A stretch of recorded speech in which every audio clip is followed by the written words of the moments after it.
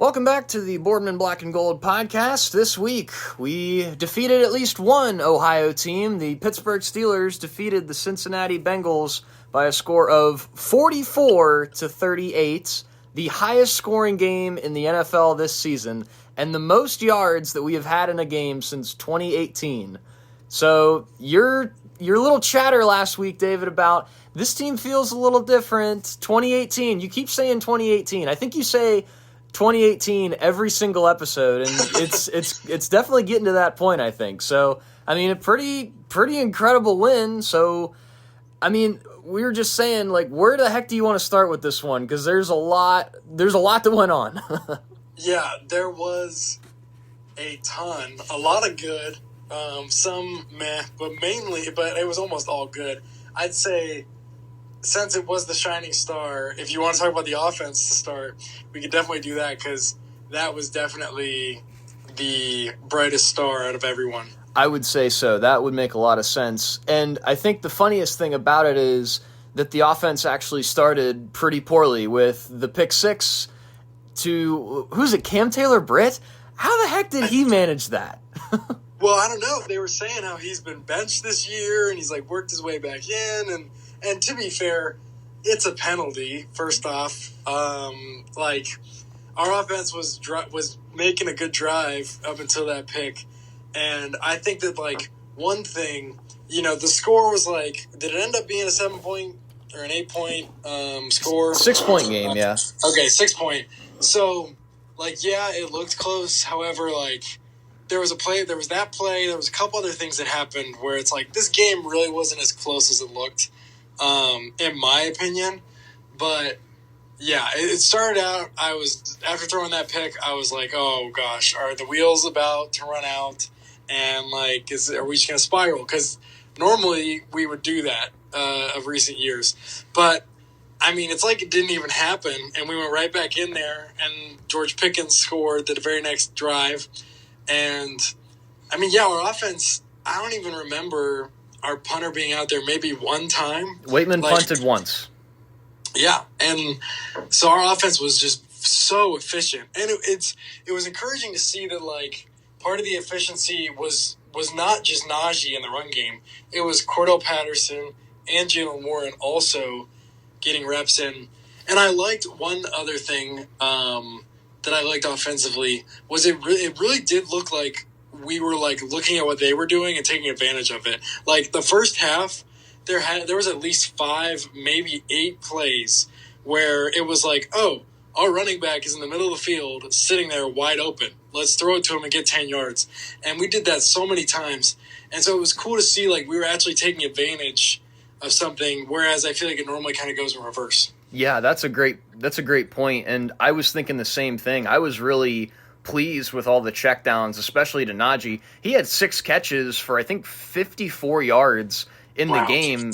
And, I mean, we haven't seen a whole lot of him in the passing game in a while, I feel like. I feel like he's been pretty much solely a running back. And of years past, we've seen this Najee who can be integrated into the passing game.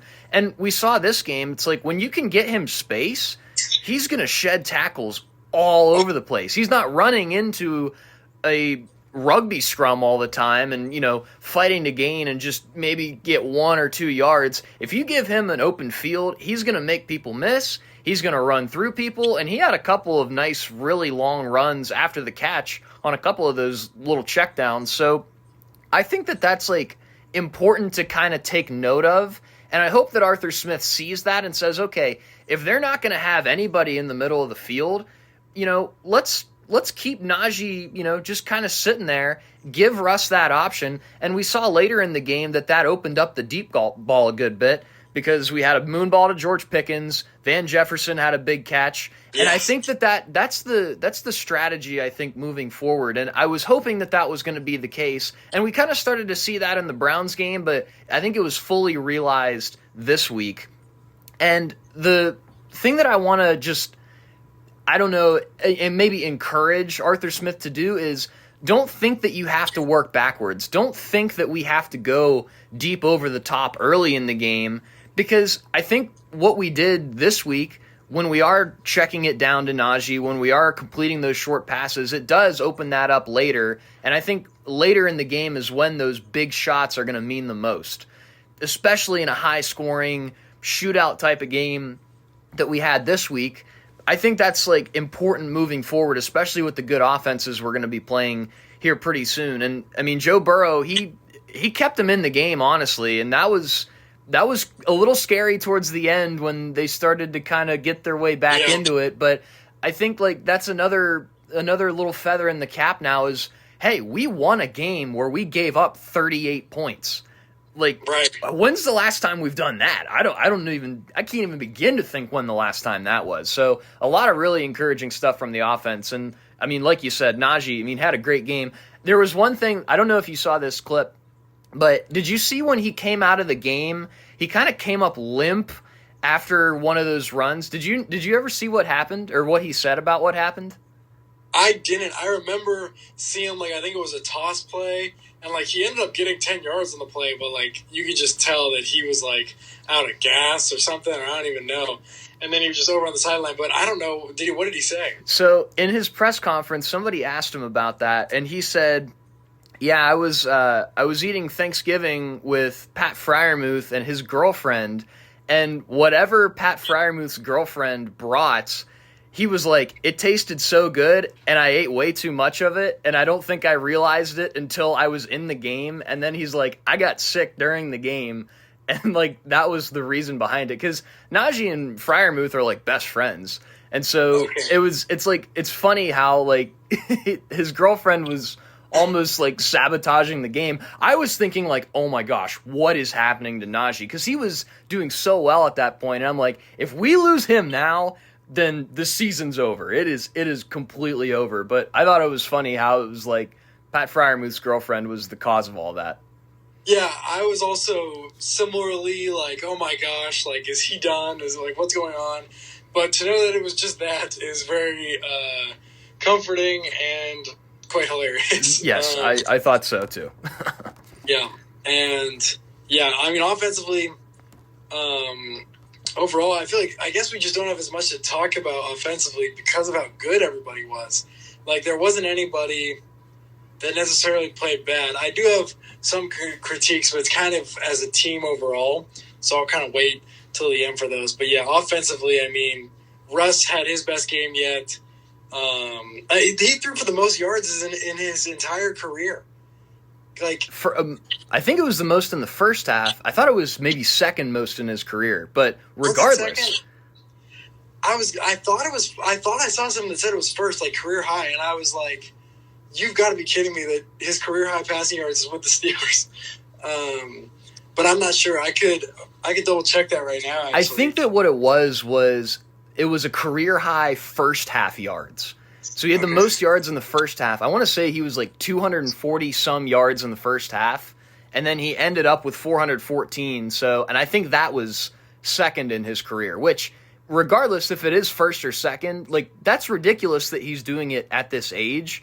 And the fact that he's doing it with the Steelers of all teams, like you said, it is crazy how that's the case. So, yeah.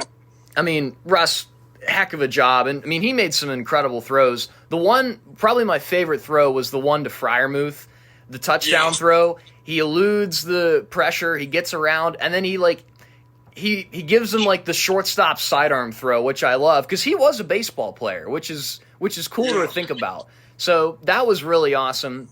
There was one thing that I do want to get your opinion on, though, when it comes to the offense, and this is probably the last thing we'll have to talk about with the offense. So George Pickens had a good game. He had 3 catches for, I think, 74, 75 yards and a touchdown. But what do you make of the whole, like, the unsportsmanlike penalties that he had? Because he had 2 of them, but he wasn't ejected, which I was, like, really confused about that. Well, so this was actually what I was waiting to talk about, but I'll talk about it now. But first off, what even is an unsportsmanlike conduct that doesn't count to your disqualification? Like, I just was so perplexed. I was like, how is that a thing? Like, why is it so, like, there's, like, referee, like, rules, like, lore. Like, it's just, like, it goes so deep, and I'm like, what the heck? But my point that I was going to make is that I think that this team can beat anybody, and the only thing that can really stop us is us. And I was going to talk about what George Pickens did, and I'll be honest, we just need to start as a team. I'm not saying it's everybody, and I'm not saying it's always, well, it is always a couple players, but if they act like middle schoolers, like they're just, complaining, yelling, taunting, getting all these penalties. Like even Najee, whom I love and I know is a great guy, when he got face masked and he was looking around for the penalty and then like pointed at it, I'm like, you're going to get a penalty right back on you.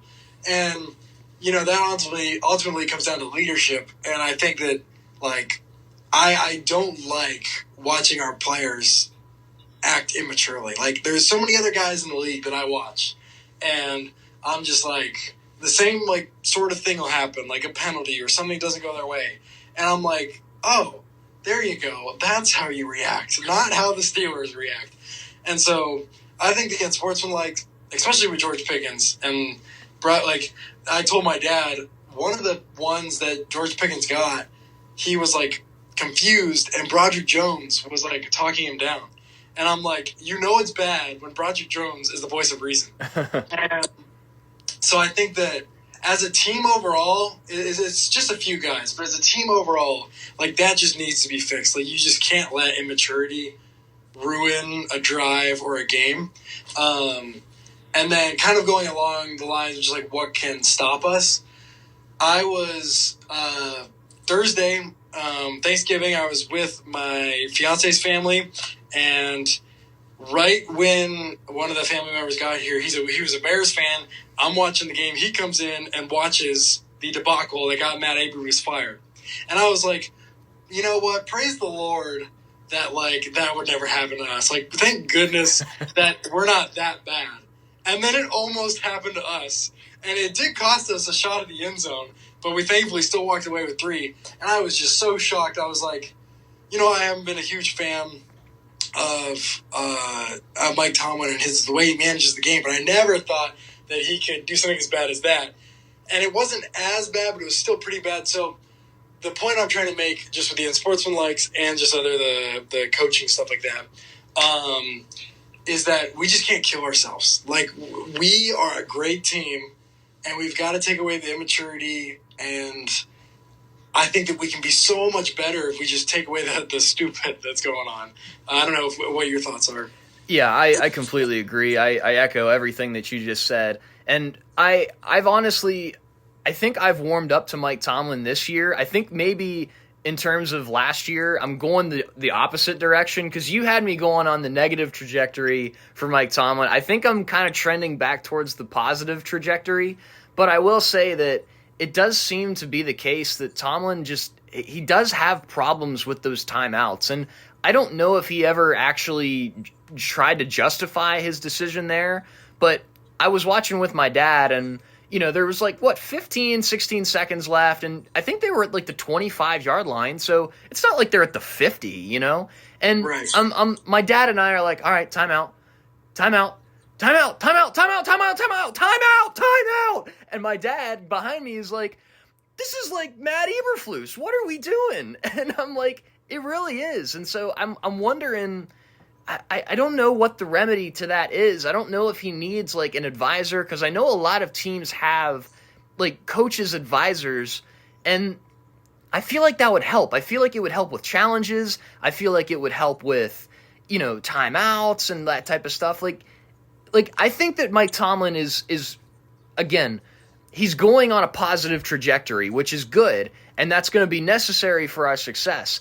But there are still a couple of things that are holding us back in just very slight little ways that could end up hurting us in big ways, in big moments. If that happens at the end of a game, maybe it's much more obvious that you take a timeout.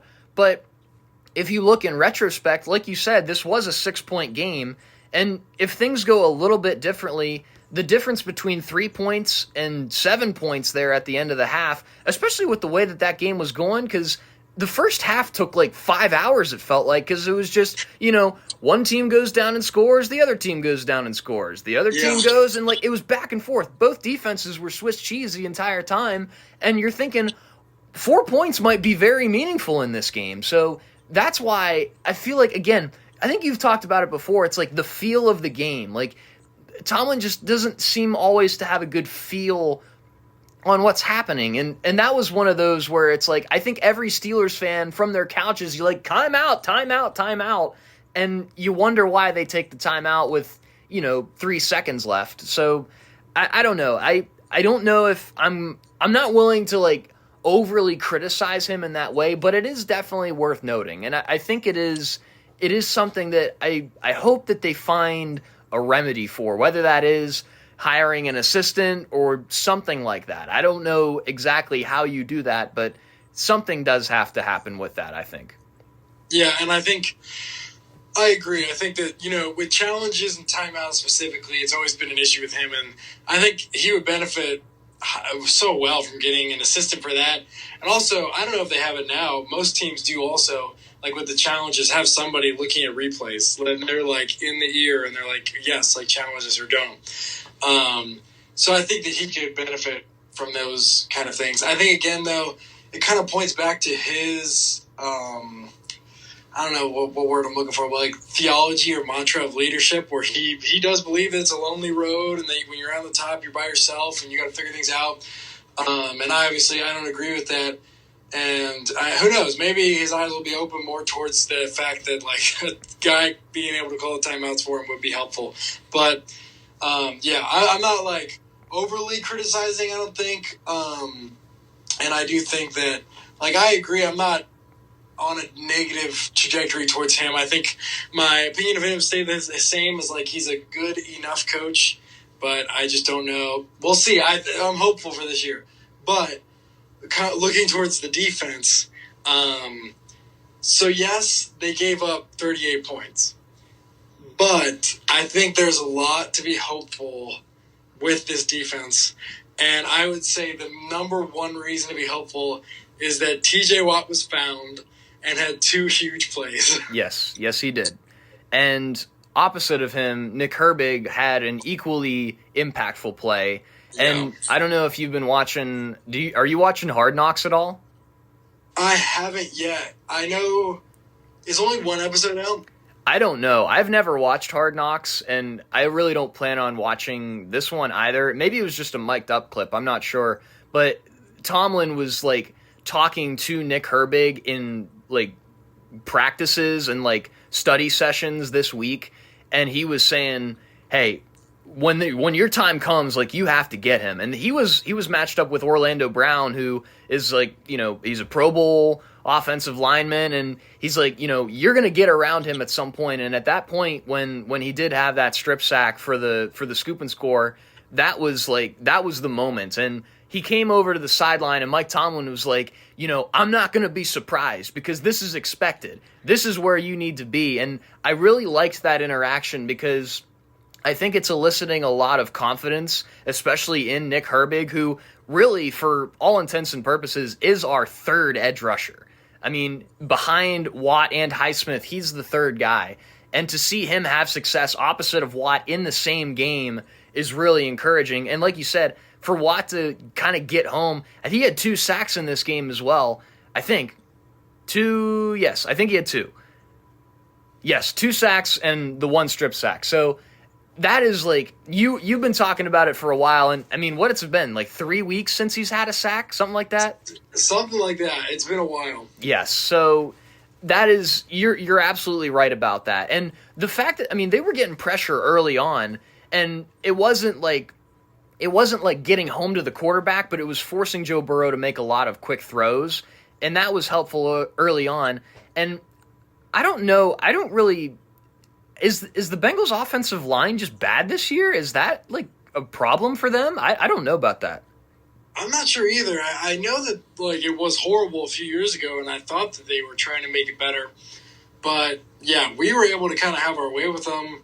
throughout most of the game, and I think that's just the key with our defense is if we can get pressure, like we'll be okay. Cam Hayward also had an amazing game. Yeah. I think did he have just one sack, maybe two? He had a sack, 2 tackles for loss, and a pass deflection. Okay. And he did get Joe Burrow, but Joe Burrow moved up far enough that like it wasn't a sack. Mm-hmm. So for all intents and purposes, he kind of had 2. And yeah, I think the key to our defense is just getting past pressure because, we saw our defense once again kind of get picked apart here in the secondary. And I think if we don't get pressure, we're in a lot of trouble. And so seeing these guys, perform at the level that they're known for was super encouraging. And I think that there's a lot to build off of from this game defensively, even though statistically it doesn't look great. No, it doesn't. When you give up 38 points, it's kind of like, oh, that's not amazing.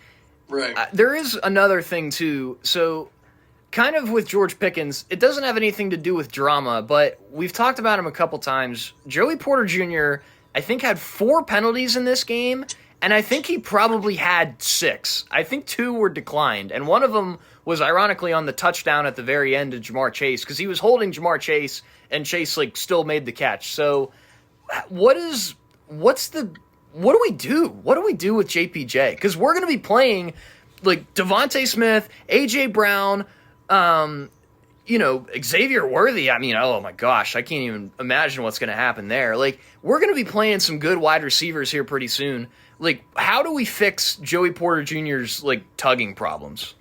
I mean, yeah, it was horrible and it was hard to watch. And I mean, the problem is, I think during practice this week, you really just got to hammer in and break. The problem is that these are habits now. I watched at least 2 of the penalties. He did the exact same thing where he gets his hand up underneath the guy and grabs the back of their jersey. So it's now a point where he's not even thinking about it and he's just doing it and he's just holding.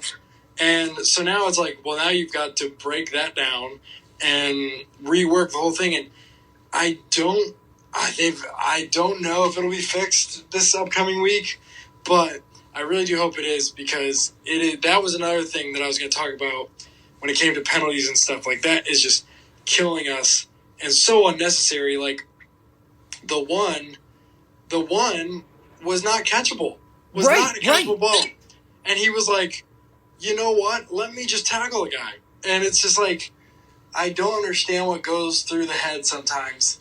And yeah, I think that if you're the defensive coaches and the DB's coach, you got to spend the whole week on, okay, Joey Porter Jr., you can't hold. Just run go routes, run corners, just run stuff all the time and be do not hold, and we'll run 5 more if you hold. It's just, you've got to get this out of this guy's system because it's just such habit for him.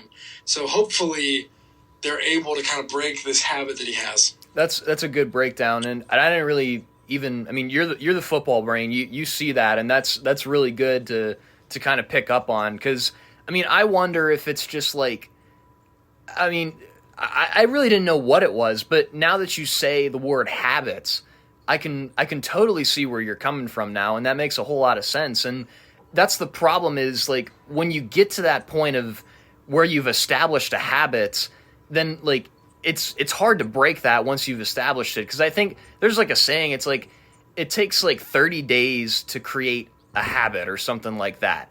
And it takes twice as long to break it, which is not good. So yeah, that's definitely something that has to be improved on. And I wonder, I mean, it seemed like in Mike Tomlin's press conference, he was getting a little irked.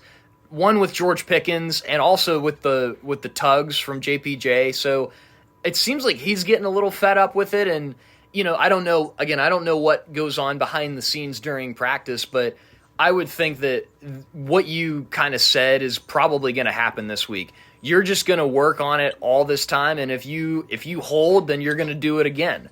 And that's going to have to happen, especially with these really fast wide receivers, these good route runners that we're going to be playing very soon. I mean, Jerry Jeudy had like 1,000,000 yards on Monday Night Football, and, we're going to be right back at him here pretty soon. So it is something that has to be fixed and fixed very fast. You're absolutely right. Yeah, and just speaking of the Browns, after we won, I was like, all right, I think we can beat the Browns. And then Monday night happened, and I was like, yes, we're home, and, like, yes, we have a lot of things going for us. But watching Monday night, I was like, oh, my goodness. This Browns team can ball, and it's just kind of scary. And because they've beaten us already, so they've got the confidence. And so what are your not to jump if you have anything else to say about this week, but what are your kind of initial thoughts of this next upcoming game? I think I'm pretty good on this last week. Again, it was just a high-flying game, and I'm glad that we came out on top. And it's encouraging to know that we can win these types of games now. So Now we move on to the Browns, whom we're very familiar with. We've seen them, not even 2 weeks ago, and we're looking them back in the eyes again, and we're going to say, okay, like, you beat us this last time, and we have to beat you this time. There's no option this week. They can't lose this week. So it is going to be an interesting matchup, and I think that being at home is going to help a lot of things out. But like you said, just watching that Monday night game, Jameis Winston is he is on one right now. He had a career high in passing yards in that game, which is insane. Jerry Jeudy had like 200 and some yards. I mean, it was just touchdown, touchdown, touchdown, touchdown. And Jameis threw 2 pick sixes. Don't skew those numbers at all. But again, it's like the Jameis Winston experience. If those aren't picked off, if he doesn't make those throws at those times, then the Browns probably win that game. And that's against a really, really good Broncos defense, too. You have to remember that as well. So I'm a little bit worried, but I'm not super worried. I don't have that gut feeling that I did the last time we played the Browns, even though I've seen them now 2 weeks since then, if that makes sense. So I'm a little bit cautious, I think is the word. Cautious is the word I'm going to use, but I'm not concerned necessarily. What do you think? I think I feel similarly, where I say I do have a bit of concern, to where here we just can't give these guys, like what we did last time, we can't give these guys a minute to believe that they can win this game. Like, we have to, from the first quarter is going to be the most important quarter of this game. It's like you have to remind them that we're 9-3, you're 3-9. Like, we're the better team here. We're supposed to win. We're going to win. And I think you have to score a touchdown right off the bat. You have to be strong right off the bat. Like, I know that we tend to be more of a slow, slow burn, and then we start to kick off. And I didn't like that we did it last time. We have to start hot this time, and we have to just punch him in the mouth right off the bat. And I think that 2 keys to victory, I think, is we just got to pray that Jameis Winston blesses us with a pick six, at least one. And then also something we didn't do last time is we have to game plan for Myles Garrett. We have to double him. We have to get a tight end or a running back to give him a little check. Like, we can't let him basically be untouched to Russell Wilson again like he did 3 times. Yeah, and it's good that you have identified that, and Mike Tomlin has also identified that. In his press conference, he said, straight up, we have to have a different plan for Myles Garrett. He said that verbatim.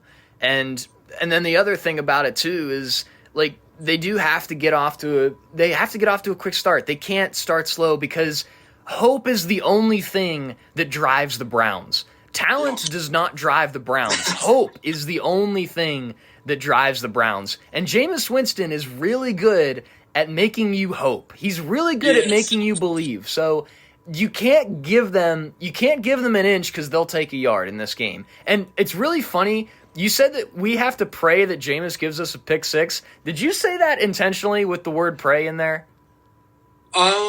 I think that it was what I was first thinking of, but I was also thinking of how he's been so, like, every single conference or interview he's had, he's like, oh, praise the Lord, and, like, all glory to God. Did you know what he said in his last press conference? Because if you didn't, it's crazy that you said that. I didn't see anything with the Broncos. He said, I have to pray that the Lord will deliver me from pick sixes. No way. Oh, my goodness. Well, we'll see who the Lord decides to bless. Oh, my goodness. That's great. That's awesome. Oh, that's awesome. Oh, man. We could get into some whole theology on that, I'm sure, but we'll save that maybe for another time. I like the Steelers in this matchup. Alex Highsmith is likely to be back this week, which is huge. And Corey Trice, Mike Tomlin said, is also possibly going to be back this week. Your face just lit up. That was great. That's exciting. I've been so looking forward to seeing him play like multiple games. So, yeah, I'm so glad he's back.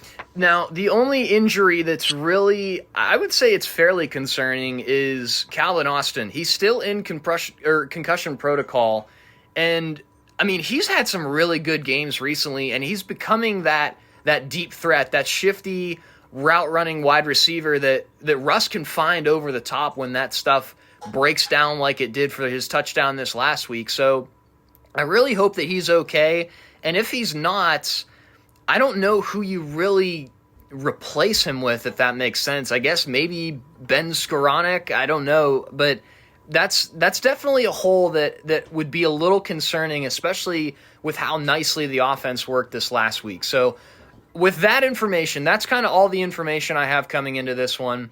What's your flavor for this game? What do you think? So I think it was interesting you pointed out Calvin Austin, because I've been a Calvin Austin fan since day one. I've always hoped, what he's been doing the past two games is what I've always thought he could be doing. So it's unfortunate that he might be out. And I think that, but also on the positive side is I loved Ben Skoranek this game. His run blocking and pass blocking was awesome.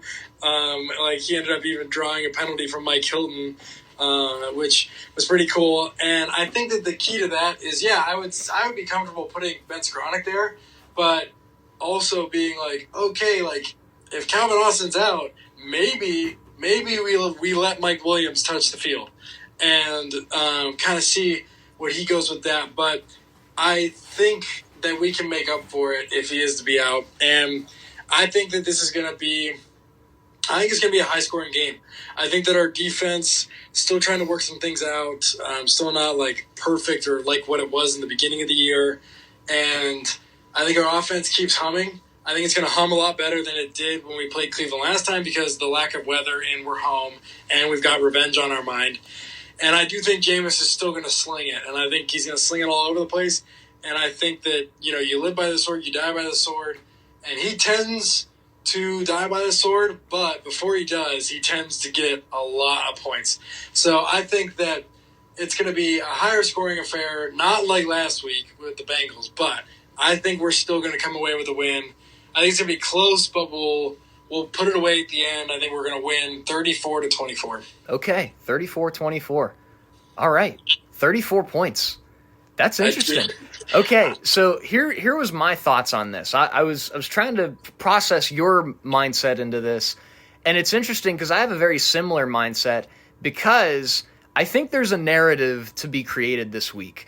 If the Steelers can do back-to-back weeks with over 30 points, again, we've done that, I think, was it twice, 3 times this year? Have we done that 3 times? Was that those 3 games, the Jets, Giants, and what was the game before that? The Raiders. The Raiders. Yeah, so we have done that before.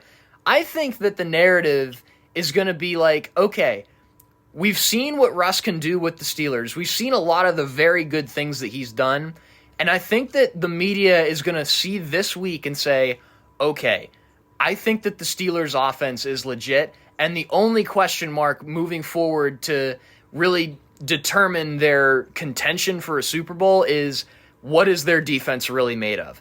And I think the narrative is created this week, and it is that the Steelers do score 30 points for, I guess, would that be a 5th time this season? I think so, which is crazy. So, yeah. 5 times in a season, 3 times straight, and then a second separate 2 straight games with 30 points. I think that happens again, and I think the defense plays better this week. Again, I'm going to go back to what I said the last time we played the Browns. I'm so convinced that they were preparing for that game for 2.5 weeks, and I think that was their preparation that won them that game. I don't think that happens this week because the Browns are on a mildly short week. They only have 5 days to prepare. We have the entire week to think about this. We have that bad taste in our mouth from the last time, like you said, and I think we get prepped this week. I think we get ready to go. I think that having Alex Highsmith back helps a lot. If Corey Trice does play, I think that helps a lot as well. And I think that TJ Watt, I think he just needed to see one. I think he just needed to see one get punched out. It's just like a golfer, you know. You're putting all day. You know, you can't drain that 15-foot putt. All you need to do is just see one go down, and then it just keeps going like that. You start making these 15-footers, these 20-footers. I think that was what happened with TJ Watt. I think he was just in a little bit of a rut, maybe a mental block in that way. And I think that having that forced fumble, I mean, he put himself back into the Defensive Player of the Year award with this last game, I think. Yeah. I think there were people starting to doubt him, but the game that he had this last week, he's right back there as the favorite, I would assume. And I think he continues to ride off of that. And I say that the final score to this one is 31-17 Steelers. Okay, interesting. I like it. We've been on the same page the last few weeks, I feel like. So that's been pretty, I feel like we tend to have 1 or 2 weeks where we're bouncing back and forth. But I like it, and I'm hopeful, and I feel like we got a real shot this year, so I'm excited that we're home and we'll see what happens. There is one thing, I mean, you did not predict, you predicted a Bengals win this last week, so I did get a game back on you. Did I really? You did. Because you know why I know that is because you said it was going to be 27-24 Bengals win, and I was like, hey, there's 8 minutes left in the second quarter, and it's 27-24. Dang. Yeah, I thought I said win. I can't even believe that. You did not. You check the records. Yeah. I'll have to check. That's just crazy to me that I thought that's funny. But, that's so funny. I can't even believe that I said lost. But it is funny because, you were really positive at the end of the episode. Obviously, at the beginning, we were, really mad that they lost to the Browns. But at the end, you were super positive, and you would have thought you said win by the way that you talked for the last 10 minutes. But you said loss, and I'll stand by that. You said loss. Wow. That's crazy. Well, I'm definitely saying win this week, so I'm locked in. I'm only 1 game behind you now, so I need to make up a game somewhere, which we only have, this week and then, 4 more weeks after this? Yeah. Yeah, so we're both going to be on the same page this week, so I got to find a way to make up a game in the last 4 games. And I know what your prediction is for the Chiefs on Christmas, so we'll have to see what the record is coming into that game, because that might be a very decisive game. And I think, honestly, after this Browns week, any of the next 4 games can go either way, which makes it so much more important that we win this week. You can lose to the Browns in Cleveland on a snowy night, on their Christmas, all that type of stuff. But you can't afford to do it again, especially at home, especially with the preparation. There's no room for error this week, especially. Yeah, I said that last time was a must-win, but this, is a must-win. There's nothing else that's easy after this. And, you've got, just to be able to get 10 wins before we play, 2 of the toughest teams in the league, 2 rivals, 1 at their place that we've already beaten, so they're angry. Well, we've already beaten the other one, so they're also angry. So, you have to win. You have to win. It's the Browns, you're home. It's the Browns. You have to win. Yes, I agree. I 100% agree. And I think that the key to the playoffs, we're not talking about the AFC North yet, but I think if this were to happen, I think we would pretty much lock up the AFC North. If we beat the Browns this week and we end up beating the Ravens, then we will be guaranteed a playoff spot. And I think it would pretty much lock in our winning of the AFC North too, because then the Ravens would be down effectively 3 games, and they have a bye this week, so I don't think that they would be able to make that up. So if we win against the Browns and the Ravens, the AFC North is ours, which again is even more reason to just go out and win it this week. Yeah, and I would love that. I would love a home playoff game. I mean, if we do get a home playoff game, I think I might be asking for a little late Christmas gift or something to be like, come on, let me go. Like, I want to go see this playoff game because we haven't had a home playoff game since 2020, and you couldn't even really go then. Right. So, yeah, I'm super excited. I mean, it's crazy to think that it's been a long time since we've won the division. So it would be so nice to just have a home playoff game. Absolutely. And they're in a prime spot to do it. They've gotten to this point this season. They've taken care of business, and they've started to beat some good teams here down the stretch, which is really nice to know that they've beaten the Ravens, that they've beaten the Bengals, who I don't think their record really tells the whole story of their team. Yes, their defense is abysmal, but, I mean, again, the fact that you have to win 44-38, it says a lot about how gritty you have to be in that type of game. So I think it's a good sign that they've been winning these types of games here recently. And, you know, this is kind of your tune-up game. This is where you get stuff worked on. This is where you get prepped. And this is where you get after it. And you say, okay, we're ready to take on this last gauntlet of 4 weeks, 3 games in 10 days around Christmas. This is the game you got to have. This is the one that gets you ready for it. And again, I'm really encouraged by the way that they came out this week against the Bengals, and I think that they continue to ride this momentum, and I think everybody as a collective, I think, gets better. Yeah, I couldn't agree more. I think we're going to hit I think we're just going to continue to hit our stride, and I think we are going to keep getting better. So I'm excited for the rest of this year. All right, so we've got a couple of wins predicted here this week. The Steelers trying to get their revenge on the Browns. It'll be at home. That's a good thing. So we'll have to make sure that thing gets taken care of. You can't get swept by the Browns. When's the last? Have we ever gotten swept by the Browns? I don't think Ben ever has. So in our lifetime, probably not. And even like before Ben, I mean, the Browns were just atrocious back in the late 90s. So I can't imagine that that's ever happened. So, I mean, the only year that I could guess is maybe 2003 because we weren't that good that year.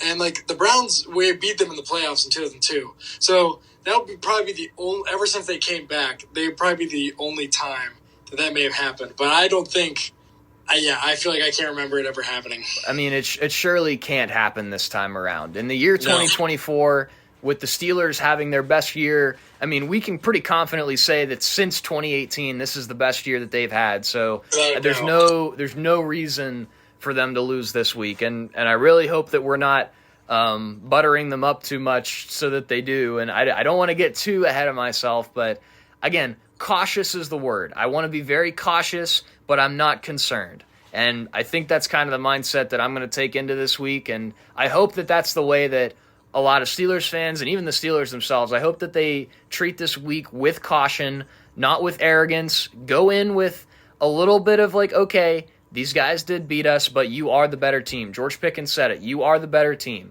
And let's just make that happen this week. I think that's the game plan.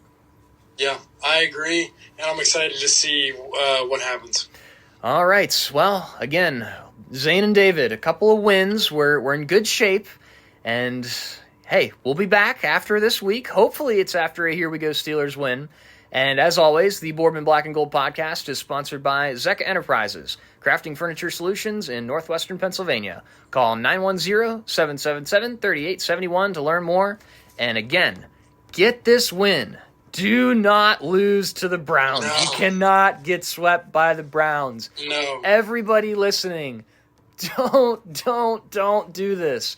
We can't do this. If this happens, I think that I would probably come back after this week and be very distraught. And I have not been distraught, I don't think, at all this season.